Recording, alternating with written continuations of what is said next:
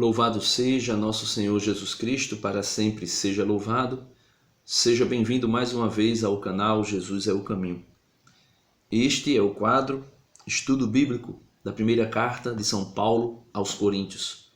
Estamos aí no capítulo 15, no 16º vídeo desta série. Meus amados irmãos, eu peço a você, tome a sua Bíblia, siga comigo essa leitura e vamos aprender um pouco mais sobre aquilo que o Senhor quer nos falar. Hoje falaremos sobre o fato da ressurreição dos mortos. Vem comigo, em nome do Pai, do Filho e do Espírito Santo. Amém. Vinde, Espírito Santo, enchei os corações dos vossos fiéis e acendei neles o fogo do vosso amor. Enviai, Senhor, o vosso Espírito, e tudo será criado, e renovareis a face da terra. Em nome do Pai, do Filho e do Espírito Santo. Amém. Meus amados irmãos, no vídeo anterior nós vimos, melhor dizendo, 1 Coríntios 13 e 1 Coríntios 14. Paulo ensinando o caminho perfeito para alcançar os carismas e principalmente o dom da profecia. Nós iremos ver hoje a respeito da ressurreição. Por incrível que pareça, meus amados irmãos, esta igreja, a igreja de Corinto, é a igreja que mais recebeu os dons carismáticos, que mais presenciou ações diretas do Espírito Santo sobre a igreja, dentro da igreja. Só que essa igreja também foi a igreja que mais causou problema ao apóstolo Paulo. Por quê? Porque ela era muito espiritual, mas porém não queria viver segundo aquilo que era a tradição anunciada pelos apóstolos. Vamos ver o que diz 1 Coríntios 15, versículo 1. Paulo já vai alertando. Lembro-vos, irmãos, o evangelho que vos anunciei, que recebestes, no qual permaneceis firme, e pelo qual sois salvos, se o guardais como vô-lo anunciei. De outro modo, tereis acreditado em vão. Então veja, meus amados irmãos, quando Paulo escreve essa carta, ele já tinha mandado uma outra, né? Nos primeiros vídeos eu falo sobre isso, dizendo para a igreja de Corinto que eles deveriam permanecer na tradição apostólica, naquilo que foi anunciado por Paulo, porque Paulo já havia recebido. Podemos ver isso na primeira carta aos Coríntios, capítulo 11, quando ele vai falar sobre a ceia do Senhor. Então Paulo não participou da instituição da Eucaristia. Paulo não participou da ceia, da última ceia em que Jesus desejou ardentemente comer com os seus apóstolos. Mas ele diz, 1 Coríntios, capítulo 11, deixa eu tomar aqui, como ele diz de maneira direta, ele diz assim no versículo 23 de 1 Coríntios, capítulo 11, com efeito, eu mesmo recebi do Senhor o que vos transmiti. Na noite em que foi entregue, o Senhor Jesus tomou o pão. E aí ele continua dizendo. Então veja, Paulo não estava lá na última ceia, mas ele recebeu do próprio Senhor Jesus esta notícia, esta tradição do evangelho que é anunciado. Então Paulo diz, se vocês acreditarem de outro modo, vocês não serão salvos. Paulo chegou a escrever em outras de suas cartas a seguinte frase, se eu não me engano é em Gálatas. Ele diz, ainda que venha um anjo do céu anunciar um outro evangelho, diferente do que eu tenho vos anunciado, este evangelho seja maldito. Por quê? Porque não tem outro evangelho. E Paulo diz, para ser salvo é necessário se manter na tradição apostólica. Versículo 3. Transmiti-vos, em primeiro lugar, aquilo que eu mesmo recebi. Então ele recebeu dos apóstolos esse testemunho da ressurreição. Não somente recebeu dos apóstolos, como o próprio Cristo também apareceu a Paulo. Cristo morreu por nossos pecados. Segundo as Escrituras, foi sepultado, ressuscitou ao terceiro dia, segundo as Escrituras. Apareceu a Cefas e depois aos 12. Em seguida, apareceu a mim, ou melhor, em seguida apareceu a mais de 500 irmãos de uma vez, a maioria dos quais ainda vivem. Ou seja, Paulo está dizendo, ele apareceu a Cefas. Aqui eu não sei se nesse momento Pedro ainda estava junto com os apóstolos ou se já tinha partido para Roma, né? Mas ele diz, ele apareceu a Cefas. Depois ele apareceu aos 12, os 12 apóstolos. Paulo diz, olha, Cefas e depois os 12 juntos são testemunhas da ressurreição do Senhor. E mais, não somente os 12, mas ele também apareceu a mais de 500 irmãos de uma só vez, e a maioria deles ainda estão vivos. Ou seja, confirmando que a ressurreição pode ser crida não somente mediante uma palavra que se anuncia, mas mediante a testemunhas. E para eles, para muitos deles, acreditar em algo era necessário que existisse duas ou três testemunhas para que se acreditasse em algo. E Paulo dá aí 12 dos apóstolos e mais de 500 irmãos, e Paulo ainda diz, posteriormente apareceu a Tiago e depois a todos os apóstolos, ou seja, todos que estavam reunidos. Em último lugar, apareceu também a mim como a um filho abortivo. Pois sou o menor dos apóstolos, nem sou digno de ser chamado apóstolo. Veja que a humildade de Paulo ultrapassa todas as fronteiras. Um homem que pôde ver Jesus, um homem que viu Jesus, um homem ao qual Jesus apareceu para ele, diz, que Jesus mesmo o chamou como apóstolo. Em todo o início das suas cartas, todos os inícios das cartas de Paulo, quando Paulo escreve as suas cartas, ele diz, eu, apóstolo de Deus, chamado por Cristo Jesus. Então ele diz, eu não mereço nem ser chamado, eu não sou digno nem de ser chamado apóstolo, porque persegui a igreja. Então Paulo coloca de maneira muito clara que aquilo que ele fez perseguindo a igreja afetaria o seu título de apóstolo. Mas na verdade, Paulo mostra de fato a sua pequenez e a sua humildade. Por isso, ele diz assim, versículo 10, mas pela graça de Deus sou o que sou, e sua graça a mim dispersada não foi estéril. Ao contrário, trabalhei mais do que todos eles, não eu, mas a graça de Deus que está em mim. Então Paulo diz, olha, eu não sou digno nem de ser chamado apóstolo, sou o menor dentre todos os apóstolos, mas mesmo sendo o menor dos apóstolos, eu trabalhei mais do que todos os apóstolos juntos. E ele diz, não eu, mas a graça de Deus em mim. Então, meus amados irmãos, é necessário nós aprendermos isso de Paulo. O que nós fazemos, não somos nós que fazemos, pois o próprio Cristo Jesus nos ensinou no Evangelho de São João, capítulo 15, falando sobre ele como a videira. Ele diz, sem mim nada podeis fazer. O fruto, ou melhor, o ramo, se estiver fora da videira, não pode dar fruto. Então, Paulo mostra a sua humildade, mas proclama também aquilo que a graça de Deus fez nele. Versículo 11. Por conseguinte, tanto eu como eles, os apóstolos e todos aqueles, eis o que proclamamos. Eis também o que acreditastes. Vós, coríntios, vós acreditastes no que nós anunciamos.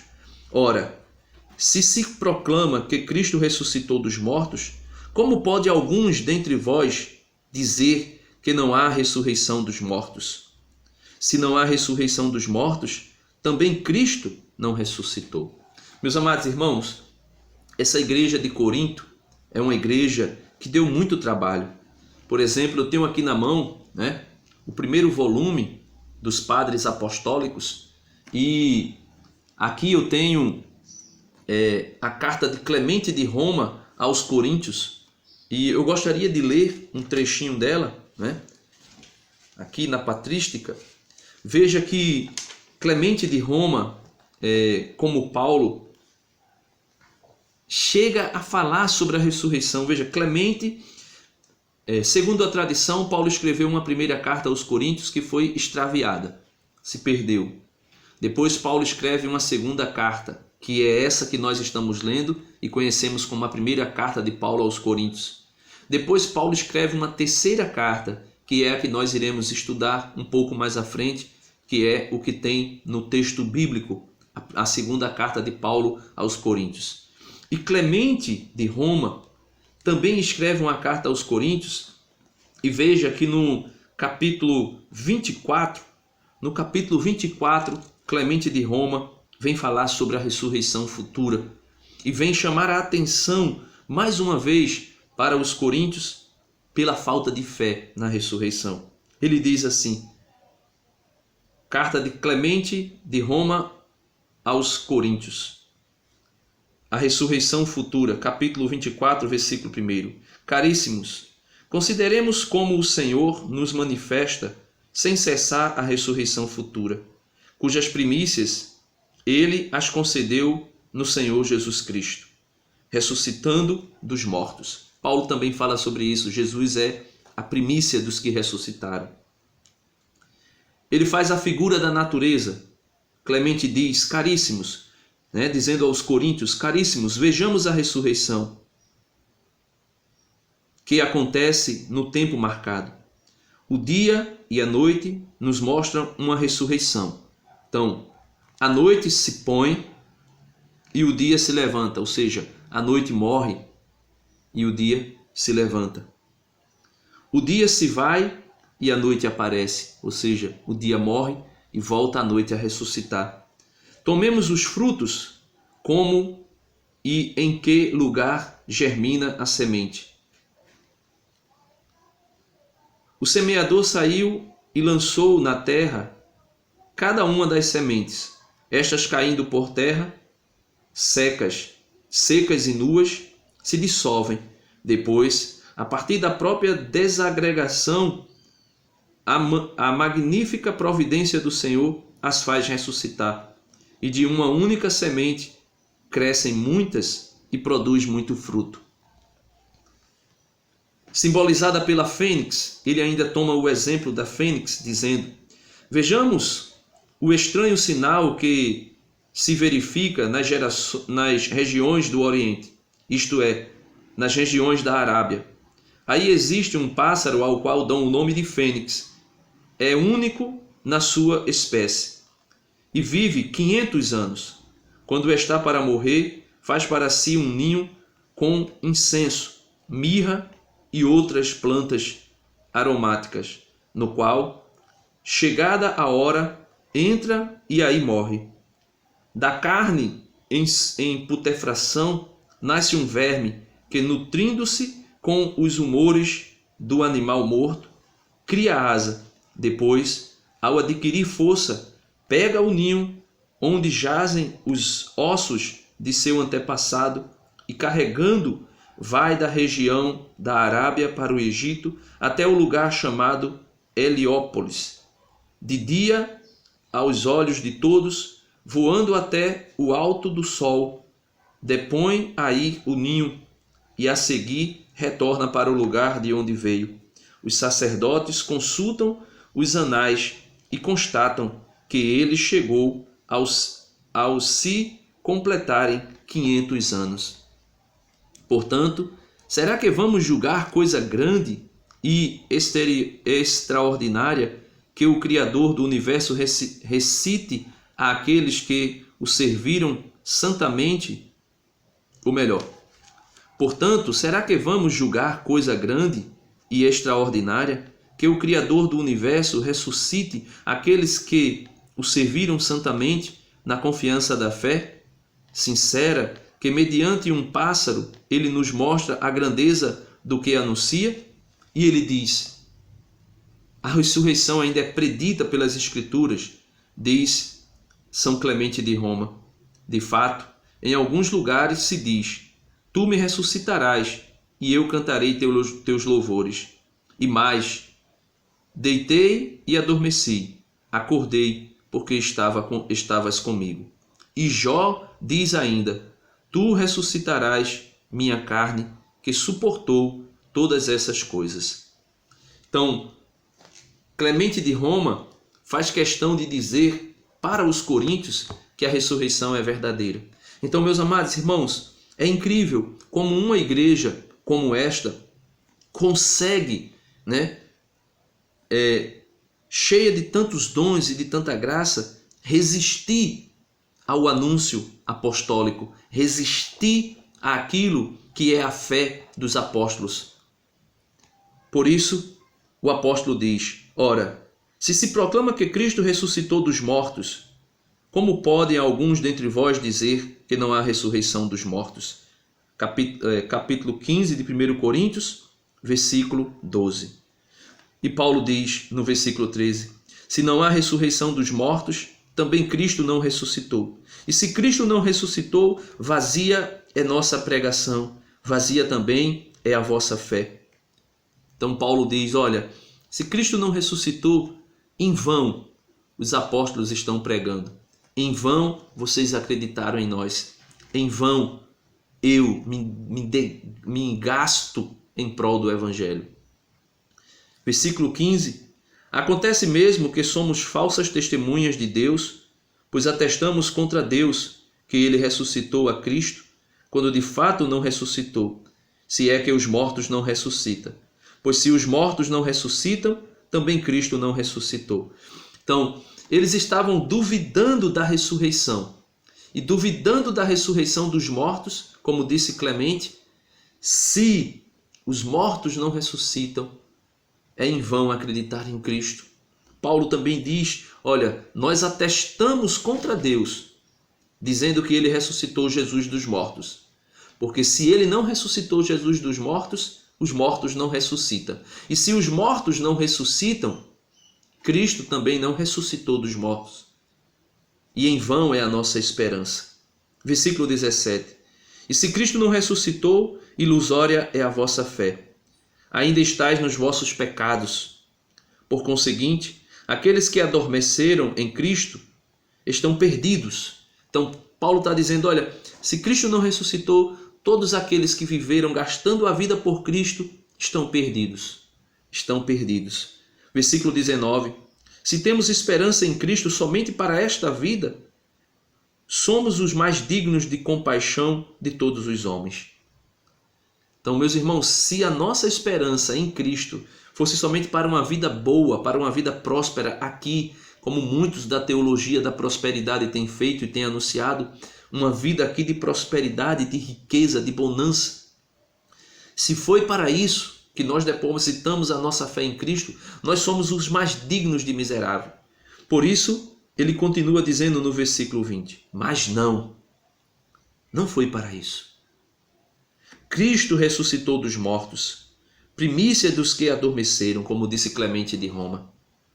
Com efeito, visto que a morte veio por um homem, Adão, também por um homem vem a ressurreição dos mortos, Cristo Jesus.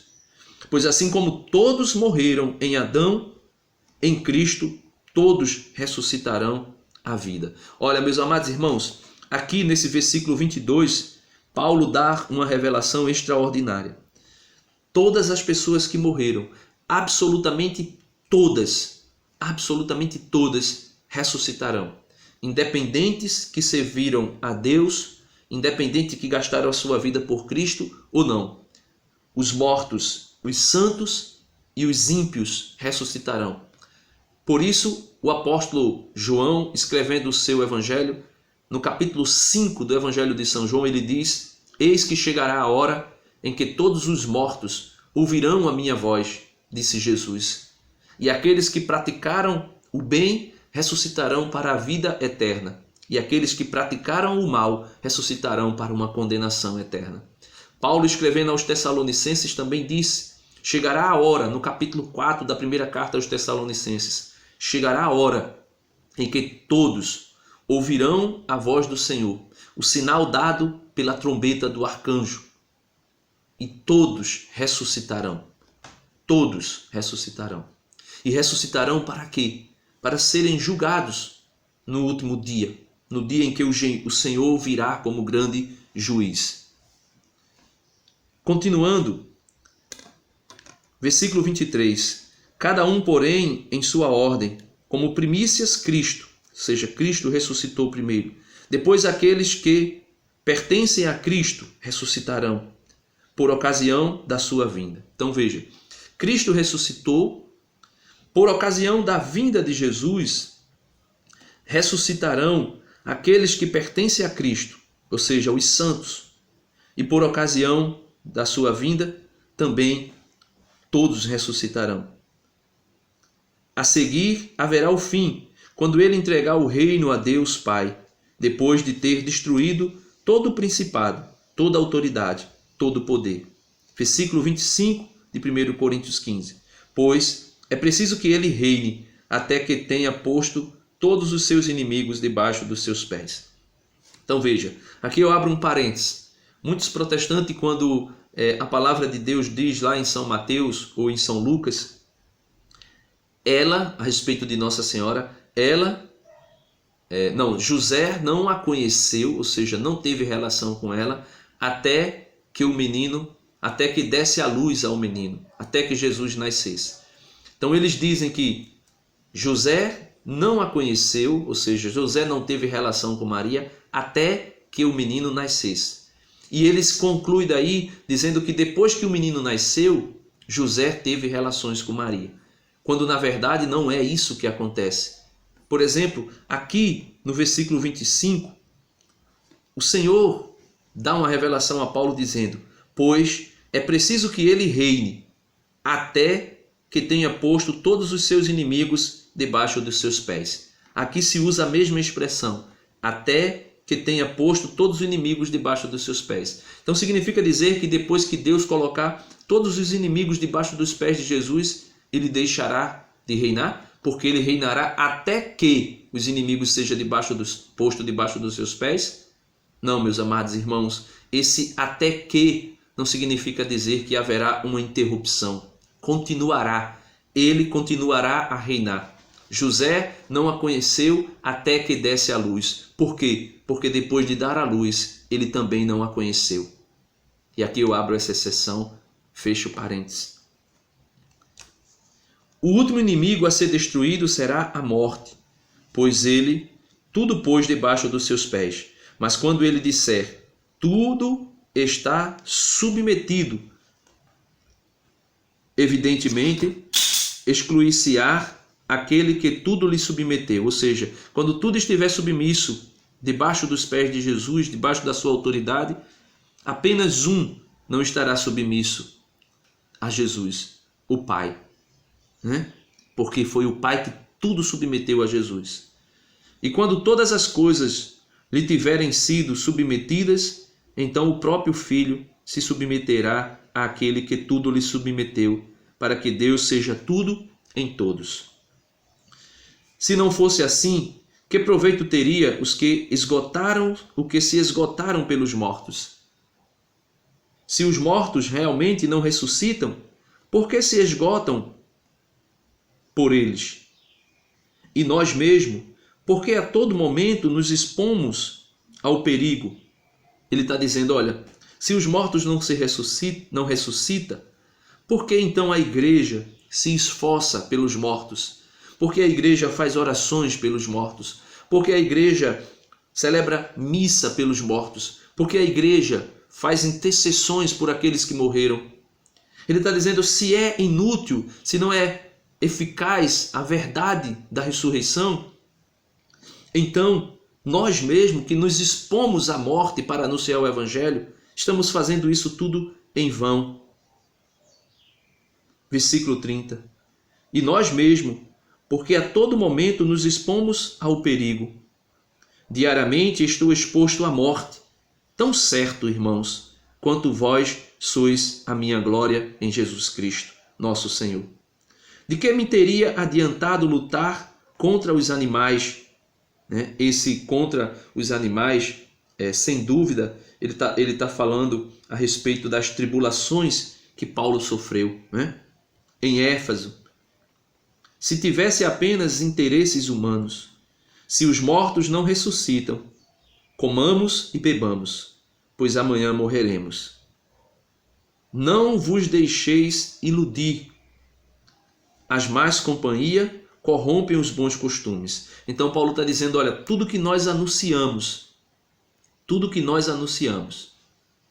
se vocês não guardarem no coração e ainda se deixarem iludir por aqueles que vêm de fora e anunciam outro evangelho que não é o evangelho que nós anunciamos, vocês irão ser corrompidos por eles. A fé de vocês será corrompida por eles, porque as más companhias corrompem os bons costumes. As más companhias corrompem os bons costumes. E ele diz, versículo 34, encerrando o vídeo de hoje: tornai-vos sóbrios, como é necessário, e não pequeis, pois alguns dentre vós tudo ignoram a respeito de Deus. Digo para a vossa vergonha. Então Paulo está dizendo, olha, vivam sobriamente, porque eu sei que é necessário que vocês não devam viver em pecado. Porque eu sei que no meio de vocês existem alguns, dentre vós, que ignoram tudo a respeito de Deus e ignoram também a ressurreição. Não creiais nesses malditos. Porque Paulo disse, se vier alguém anunciar um evangelho diferente daquele que nós anunciamos, seja anátema, seja maldito. E por isso Paulo diz, não creiais nestes malditos. Não creiais. Clemente de Roma teve que escrever uma outra carta para a igreja de Corinto para falar novamente sobre a ressurreição. E eu quero dizer para você, meu irmão que me escuta, creia, Jesus Cristo ressuscitou. Ele vive. Aleluia. Ele reina. Aleluia. E esse vídeo eu estou gravando no domingo de Páscoa, dia que o Senhor fez para nós. Por isso, alegremo-nos e nele exultemos. Mantenhamos a esperança, porque se Cristo morreu, nós também ressuscitaremos. Assim como disse Paulo aos Romanos, o Espírito Santo que habita em nós, nos ressuscitará como ressuscitou a Jesus Cristo. O nosso corpo mortal será revestido da imortalidade. Amém. Deus abençoe você. Em nome do Pai, do Filho e do Espírito Santo. Amém. Dá uma curtida no vídeo, não se esquece, é importante para que o canal seja mais divulgado. Se inscreva aqui também, se você não é inscrito, porque eu vendo aquilo que o YouTube apresenta para nós, as pessoas que mais têm visto o meu canal são pessoas que não estão inscritas. Se você não está inscrito ainda nesse canal, se inscreve no canal, clica no sininho, depois clica lá no sininho novamente, receber todas as notificações para que você possa ser notificado a respeito desta série e de demais vídeos que nós iremos fazer. Amém.